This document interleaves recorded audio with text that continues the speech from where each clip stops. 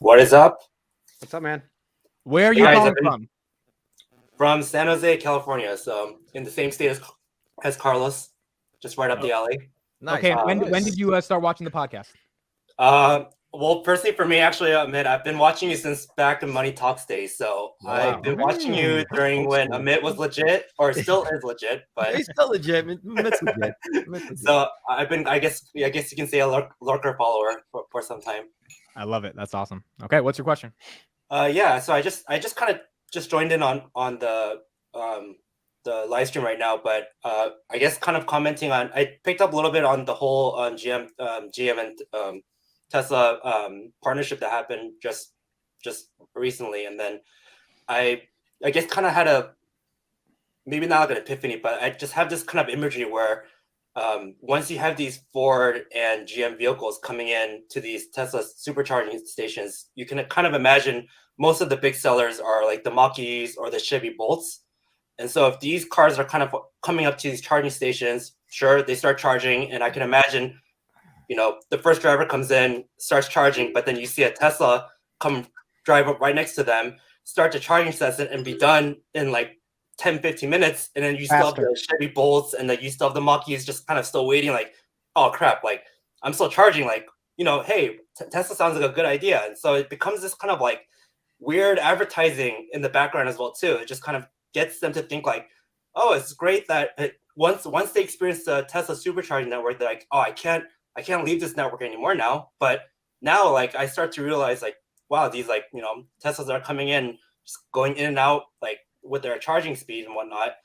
I don't know. That seems like a very. Do you know what the charging speed is of a Chevy Volt? I don't know what the. Can they charge at 250 kilowatts? The Bolts are really slow. They're like 50 kilowatt hour.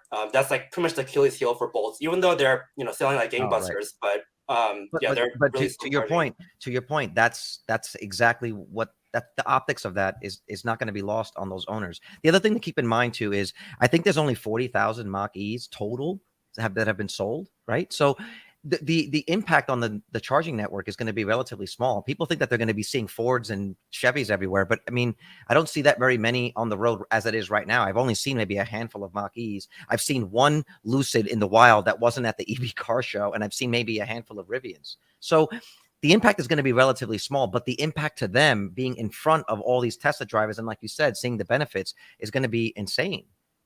I wonder if they're going to feel weird, like, should I go here? Well, it's like going to a biker bar, or it's like when you were a kid and you went to like a different playground to play. And right. Like, I don't know anybody here.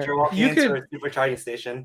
You could say the opposite could happen too, where a Tesla owner, right, was saying, "Hey, this actually looks like a really cool car. Hey, the pricing point on this car is a lot less. Man, I got this Tesla because." I could use this really great supercharging network, but now I can afford to get a Chevy Bolt and still use the same services. Why don't I just get that instead? Like, so it's a double-edged sword. Nobody's thinking, should I get a Chevy Bolt or a Tesla? That's not how that works. Okay. But to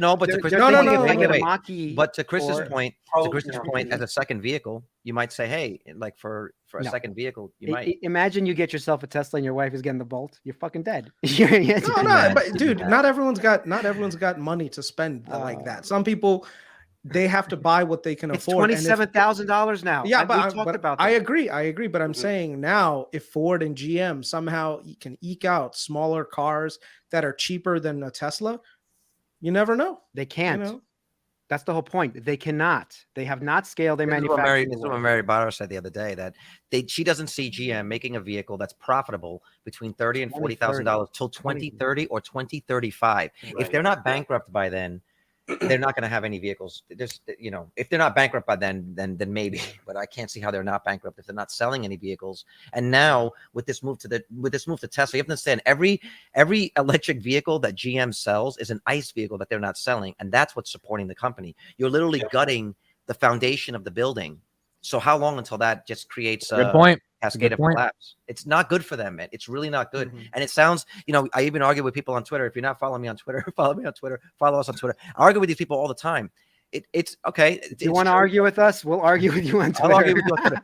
But the point is, like, it If you want sounds a like nice guy, it's a Mitch. Just tell It sounds- Carlos Meta's the best company in the world, and he'll get it. Oh my God. relax. That's a whole other thing. But it sounds ridiculous when you say that these companies will go bankrupt. But like someone just posted in the chat, they've already gone bankrupt. Some of these. Ford's the only one that's never gone bankrupt. Like they've already gone bankrupt. Except this time it might be the final nail in the coffin. Like the cat doesn't have 9 lives. You know.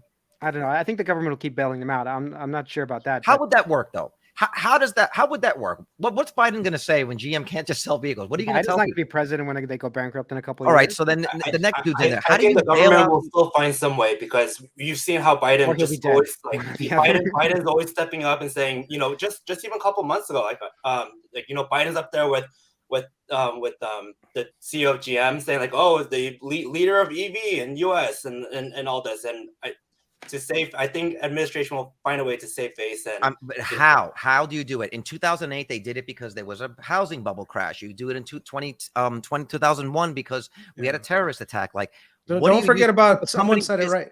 Don't How? forget about Chinese EVs either. Chinese EVs eventually Yeah. they're going to come to the US. Those are the Right. ones that you have to be more careful of. But then what the government would do is just put a massive tax on them, put a tariff on them. That's what they would do. No, I mean, I don't know. All right, guys, we got to move on. We got another person in the back. Thank you, June. Appreciate all it. right, Thanks for good watching. way to Pod. listen to you guys. All right, we got Luke. What's up, man? What's up? We got new people today. This is awesome. This is What's great. up, guys? This is You guys, Luke, wild where are you tonight. calling from, and how long you been watching? Since the beginning, probably a year and a half now, and I'm in Florida. Okay, very cool. What's your question? I mean, I was kind of just listening to you guys argue all day, all night, pretty much. good. But Sorry. the biggest thing, I mean, with Carlos, I know you're big in crypto. I mean, I always believe. I mean, I think I heard it from Kathy first, having a beta weight of at least a portion of crypto to your allocation. Yes. So you're I asking have for our no Are you thoughts on asking? having a more little than bit the Are of. you asking? recommended- Should you have Yeah, one? yeah, pretty much. I mean, overall, What's the it's question? more on this whole debate with AMIT. I mean, AMIT, how you're trading right now is how I kind of was trading in 2020. How you're trading And- right now? That's a good one. Yeah. Yeah. So I mean, How old are you, Luke? I'm 26, just like you. How did you Okay. do? Terrible. Because I would win big in trades and I would move that money because I thought I didn't have a big enough portfolio. So I kept allocating my money, trying to like pretty much go all around, try to get the East sector. And then I Yep. realized starting this year mainly, I'm just building the strongest portfolio up, setting for my like future. So- Yeah, I think the problem is Amit. He started as an investor. He didn't start as a trader. He went full into Palantir right in the beginning, putting all his pennies in there. And so he's never actually traded and made some good money. And the way trades work is sometimes you win and you win a lot. And then you think you can do it again because you're special. Well, if And it if doesn't you- happen that if way. you The think you other can do it part of it again, is- that's a bad mindset. But I don't think that's the case here. That's the mindset the you're other, building. the by other the part way. of it is in this particular situation, this is not like Amit going off on his own. This is KRIS. Like, and I trust KRIS. Like, I trust KRIS. And I was there I do when too. he presented the DD. Fucking sound. You know, you follow KRIS on Twitter. Everyone post critter his critter. I said critter. Critter. Post Chris's Twitter in there. Follow the guy. He's incredibly smart and thorough and researched. And so I understand. Like if Amit's gonna follow anyone, follow KRIS, please, because he knows how to make money. But it's what Vitaly's saying. It's like it's not indicative. Like people that started investing in 2020 don't understand what markets are really like. You know, and you can learn the hard way, which are hard-earned money. Anyway. That's my. Well, I mean, we experienced so much. I mean, I started in 2020. So, I mean, just 3 years now, I've seen craziness. You got five. So, I you got mean- 5 or 10 years worth of trading in these 3 years since 2020. Yeah. So, I mean, I'm just setting up and I've made way more money holding this year, just Enphase, Tesla, SoFi combined than any of the trades I've made, just moving my money because I won, I lost, I won, lost one. It's just a back and forth battle. Yeah, and look, we got to move on. But the one thing I'll say there is I've never done that. What you're doing is like getting into a bunch of different things. I've done 2 trades in my life, and both of them were influenced by KRIS because there were massively undervalued opportunities, and that's it. I'm humble enough to realize I'm not gonna go do some crazy fucking option strategy on some stock. Yeah, but you sold Tesla, Enphase. No, but that's the just point. spawn That's the point. those. I think the reason you fell into a trap, Luke, is because you you made it on your own. So You didn't know Chris. No, no, fell no, into yeah, the like- trap. Yeah, I mean, Well, no offense, Chris Chris, is the man, Kevin Bacon. You're You're like probably a mentor. Lucas. You don't have the it's more, right. it's more friends. about mentorship. It's more about mentorship. It's like when you do something on your own, you make 100 grand. You're like, holy shit, I can make 200 grand. Whereas when you only make 100 grand because that motherfucker told you to make it, then it's a question of humility. And I've told Chris many times personally in text messages, like, bro, I'm not doing any crazy shit in the stock market because I don't have the humility to say I know how to do it. A lot of these gains are because of you. So there's a lack of ego in terms of the gains I have because I know it's not from my mind. I'm humble enough to accept that, which means when the gains do come, I don't think I'm going to have the experience to be like, well, I can just double that again because I didn't do it the first time. It was a mentor. And I think that's the nuance here that's important to understand. And the other thing is when I researched it, I didn't tell these guys, okay, this is what you need to do. I was like, Yeah, you look, did. this No, is no, no. No. I did an actual like presentation to these guys. We jumped on a Zoom call. I spent the time to actually explain what the reasoning behind it was, why this is happening, what's going on with the general macro economy. So it was coming out from multiple angles. It wasn't just like, but Chris, hey, I think. hold on, you're very convincing. Okay, you Yeah. are very convincing. Hold up, Vitaly, before you go there, have you heard yourself talk about end phase? No, It's no. going to- I'm Yeah, convincing you made too. me buy that. Hold on, fucking- hold on. I was about to pat both of us on the back, by the way. No, but I'm saying Me like you and can be me very and convincing Chris as well. are very convincing. I've convinced people to give me money so I can build miners in my basement. Okay, and they gave me, of course, Bitcoin Bitcoin miners. They Oh, I gave me thought you were money. talking about. I've convinced people to give me hundreds of thousands. You don't understand, in cash to go buy real estate. They Yeah, didn't I wanna- convinced you to give me 10K. So we got a little. Well, my point is, yes, and you convinced me, but I'm saying me and Chris, especially Chris, when he writes his DD and he does all, it's very convincing.